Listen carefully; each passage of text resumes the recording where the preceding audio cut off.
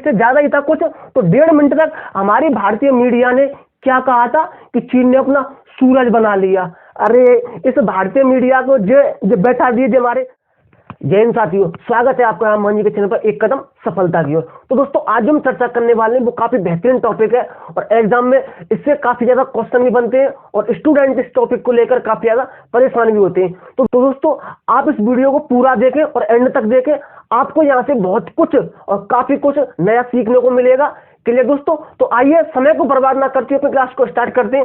और दोस्तों जैसा कि आपको पता है आज हमारा टॉपिक क्या है, तारों का निर्माण। क्या है? तारों का निर्माण देखेंगे। तो दोस्तों सबसे पहले हम देखते हैं कि तारे किसे कहते हैं। क्या तारा किसे कहते हैं? क्लियर दोस्तों? तो देखिए तारे के पास क्या होती है, अपनी हीट। क्या? अपनी हीट होती है और अपनी लाइट होती है। क्लियर? तारे के पास अपनी हीट यानी कि ऊष्मा होती है, लाइट अपना प्रकाश होता है, उसे हम क्या कहते हैं? तारा कहते हैं। क्लियर? जैसे सूर्य क्या है, सूर्य भी एक तारा है। क्लियर? तो आइए आपको जवाब समझ में आ चुके हैं कि तारा किसे कहते हैं, इसके पास अपनी हीट और लाइट होती है। नेक्स्ट अब देखिए तारे का निर्माण देखते हैं। देखिए तारा क्या होता है, तारा जो होता है वो गैसों का समूह होता है। क्या? गैसों का समूह। तो देखिए तारा जो होता है सबसे पहले इसका निर्माण कैसे होता है, देखिए तारा बनने से पहले ये गैसों का वो होता है गोला। क्लियर? तो इसमें जो गैसें होती हैं वो काफी दूर दूर तक होती हैं। क्लियर?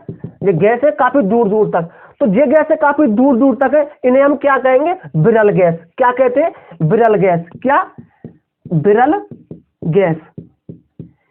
इसमें क्या है, गैस है काफी दूर दूर है, तो इन्हें हम क्या कहते हैं? विरल गैस। क्लियर दोस्तों? नेक्स्ट देखिए जब ये विरल गैसें पास पास आती हैं, क्या विरल गैसें पास पास आती हैं, किसके कारण पास पास आएंगे विरल गैस? गुरुत्वाकर्षण के कारण। किसके कारण? गुरुत्वाकर्षण के कारण ये गैसें क्या है? पास पास आती हैं। तो दोस्तों गुरुत्वाकर्षण के कारण ये गैसें क्या है? बिल्कुल पास पास आ जाती हैं, बिल्कुल इस तरह से पास पास आ जाती हैं। क्लियर? जब ये गैसें बिल्कुल पास पास आ जाती हैं तो हम इनको क्या कहते हैं? निहारिका। क्या? निहारिका यानी कि नेबुला। क्या? नेबुला। क्लियर? तो नेबुला यानी कि निहारिका क्या है? गैसों का समूह है। ये आपको ध्यान रखना है कि निहारिका नेबुला क्या है? गैसों का समूह है जिसमें गैसें पास पास आ जाती है गुरुत्वाकर्षण के कारण, और जब ये गैसें दूर दूर होती हैं तो उनको हम क्या कहते हैं? विरल गैस। क्लियर दोस्तों? नेक्स्ट देखिए जब ये निहारिका बनती है यानी गैस जब पास पास आती है गुरुत्वाकर्षण के कारण, तो इसमें क्या होती है? तो ये जो गैसें हैं इनमें हीट उत्पन्न हो जाती है। क्या? हीट उत्पन्न होती है और इनमें आग लग जाती है। अब यहीं से आपको टॉपिक समझना है। क्लियर? तो देखिए अब देखते हैं आगे। देखिए सबसे पहले क्या है? विरल गैस यानी कि गैस हमारी दूर दूर है, तो इनको क्या कहेंगे? विरल गैस। जब विरल गैस है जब पास पास आ रही गुरुत्वाकर्षण के कारण, तो ये क्या हुई? निहारिका। क्या? निहारिका यानी कि नेबुला। क्लियर? अब देखिए यहीं से समझिए, निहारिका यानी कि नेबुला में गैसें पास पास आती हैं। क्लियर? तो गैसें पास पास आती हैं तो इनमें हीट उत्पन्न हो जाती है और इनमें आग लगने चालू हो जाती है। तो अब देखिए सबसे पहले इनमें जो तारों में जो पाई जाती है वो H यानी कि हाइड्रोजन। क्या? हाइड्रोजन। और दूसरी कौन सी है? हीलियम। क्या? हीलियम। ये दो गैसें आपको ध्यान रखनी है कि इनमें क्या है? हाइड्रोजन और हीलियम। तो इनमें क्या होता है? संलयन। क्या? संलयन। क्या? नाभिकीय संलयन के द्वारा क्या होता है? इनमें आग यानी कि हीट उत्पन्न होती है। अब आपको समझना है कि ये संलयन क्या चीज है। क्लियर? यहीं से आपका टेस्ट चालू होता है। देखिए दोस्तों जैसा कि मैंने अभी आपको बताया कि निहारिका में गैस गुरुत्वाकर्षण के कारण पास पास आ जाती हैं। क्लियर? तो इनमें क्या होती है? इनमें हीट उत्पन्न होती है। क्या? हीट उत्पन्न होती है और ये आग पकड़ लेती है। अब देखिए होता क्या है, जैसा कि आपको पता है इनमें हाइड्रोजन और हीलियम पाया जाता है जो कि नाभिकीय संलयन होता है। क्या? नाभिकीय संलयन, न्यूक्लियर फ्यूजन। क्लियर? ये आपको देखना है। देखिए नाभिकीय संलयन अलग है और नाभिकीय विखंडन अलग है। सबसे पहले हम देखेंगे कि हमारा जो मेन यही है, तारों के निर्माण में यही काफी महत्वपूर्ण भूमिका निभाता है। देखिए नाभिकीय संलयन में क्या है? दो संलयन। क्या? दो संलयन। दो संलयन आपस में मिलकर क्या बनाते हैं, एक बड़े नाभिकीय संलयन का निर्माण करते हैं। क्लियर। तो ये कौन से हो गए, हाइड्रोजन हीलियम मिलकर क्या करेंगे, पास पास आएंगे दोनों, तो ये किसका निर्माण करेंगे, ऊर्जा का, एक बड़े नाभिकीय संलयन का। अब इससे क्या उत्पन्न होगी, अब इससे ऊर्जा उत्पन्न होगी काफी ज्यादा में, क्या, काफी ज्यादा में ऊर्जा उत्पन्न होगी, और इससे काफी ज्यादा में तापमान, क्या, तापमान काफी ज्यादा में उत्पन्न होगा, किससे, नाभिकीय संलयन से। क्लियर। अब नेक्स्ट देखिए, नाभिकीय विखंडन क्या होता है। नाभिकीय विखंडन में क्या होता है, एक बड़ा नाभिकीय होता है और वो क्या होता है, वो अलग अलग छोटे छोटे टुकड़ों में टूट जाता है। क्लियर। तो नाभिकीय संलयन में जो होता है सूर्य और एक हाइड्रोजन बम वगैरह जो इसमें आते हैं। क्लियर।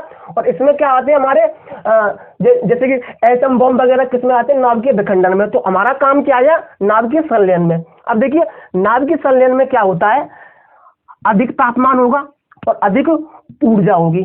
क्लियर। जो कि इसे कंट्रोल नहीं किया जा सकता। क्लियर। इसे कंट्रोल नहीं किया जा सकता। तो दोस्तों नाभिकीय संलयन में क्या है, हाइड्रोजन और हीलियम, क्या, हाइड्रोजन और हीलियम जब आपस में जाएंगे मिलेंगे तो वो किसका विकास करेंगे, ऊर्जा का, शक्ति का, बहुत ज्यादा, जिसको कंट्रोल नहीं किया जा सकता, जिसे कंट्रोल नहीं किया जा सकता। तो दोस्तों हुआ क्या था, चीन ने कम से कम 1.5 मिनट तक समथिंग, और इससे ज्यादा ही था कुछ, तो 1.5 मिनट तक हमारी भारतीय मीडिया ने क्या कहा था कि चीन ने अपना सूरज बना लिया।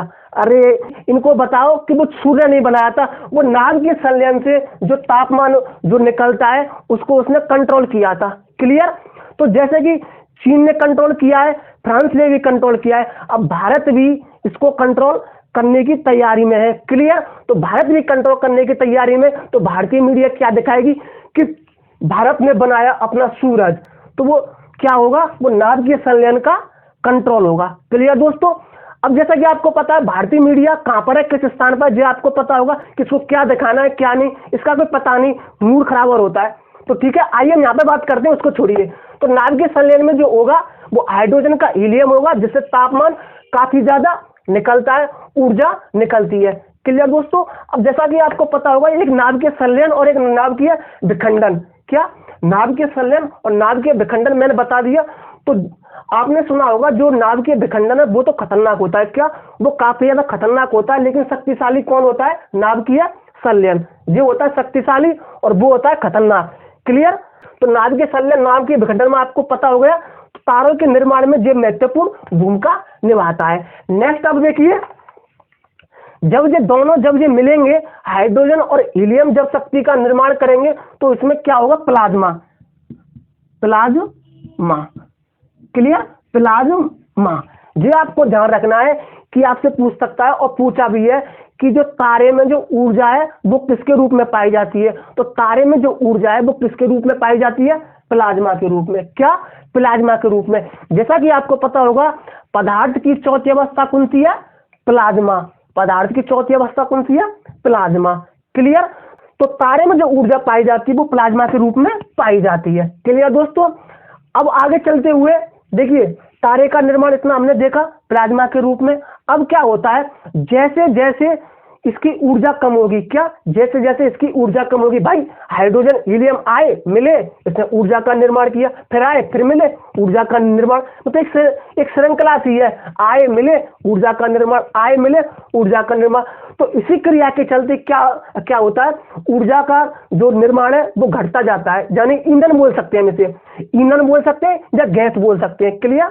तो ईंधन या गैस जब कम होने पे आता है, क्या, ईंधन और गैस जब काफी कम होने पे आता है तो क्या होता है, इसका जो आकार है वो बड़ा हो जाता है, तारे का जो आकार है वो बड़ा हो जाता है, और उसे हम क्या बोलते हैं फिर, लाल दानव।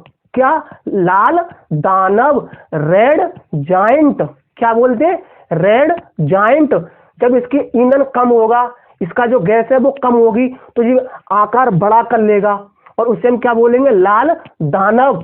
अब लाल दानव है, ये आगे क्या बनेगा इसके बारे में चर्चा हम अगली वीडियो में करेंगे। क्लियर। लाल दानव जहां तो श्वेत वामन बनेगा या फिर अभिनव तारा बनेगा। क्लियर। विस्फोटक तारा किसे कहते हैं, ये सब चर्चा हम नेक्स्ट वीडियो में करेंगे। तो दोस्तों अब हम चीजों को थोड़ा सा रिवीजन करके देखते हैं। क्लियर। तो आइए देखिए सबसे पहले जो गैसें होती हैं वो दूर दूर होती हैं, जिनको हम क्या कहते हैं, विरल गैस। क्लियर। फिर जब गुरुत्वाकर्षण के कारण जो गैसें पास पास आती हैं, जिनको हम क्या कहते हैं, नीहारिका या नेबुला। फिर जो क्या होता है, इनमें हीट उत्पन्न होती है नाभ के संलयन के द्वारा। क्या होता है, एच वो हाइड्रोजन हीलियम में होता है, नाभ के संलयन के द्वारा क्या होती है, इनमें हीट ऊष्मा आती है। फिर क्या होता है, तारे का निर्माण होता है। क्लियर। जब इनकी ऊष्मा, जब इनका ईंधन कम होने लगता है, फिर रेड जायंट बनते हैं। क्या, रेड जायंट बनते हैं, जिसे लाल दानव बोलते हैं। और वो आगे या तो अभिनव तारा बनेगा या फिर श्वेत वामन। इसके बारे में चर्चा नेक्स्ट वीडियो में करेंगे। जय हिंद दोस्तों।